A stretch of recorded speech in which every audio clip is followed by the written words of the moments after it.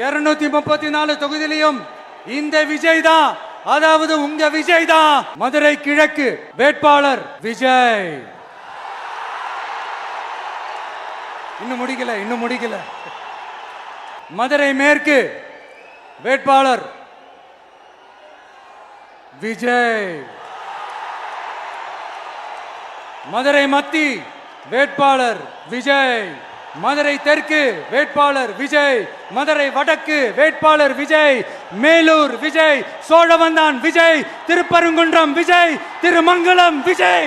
உசிலம்பட்டி விஜய். என்னடா எல்லா தொகுதியிலும் ஒரே வேட்பாளர்னு பாக்குறீங்களா?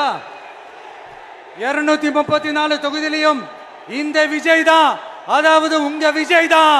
உங்க சின்னம் இன்னும் சிம்பிளா சொல்லணும்னா, உங்க வீட்டில் இருக்கிற ஒருத்தர் தான் வேட்பாளரா நிக்க போறாங்க. அந்த வேட்பாளரும் நானும் வேறு இல்லை.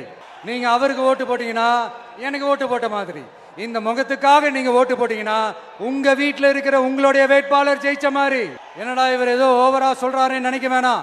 பிராக்டிக்கலா அப்படிதான் இருக்கும், அப்படிதான் இருக்கணும். நீங்களும் அப்படிதான் நினைப்பீங்கன்னு நான் நம்புறேன்.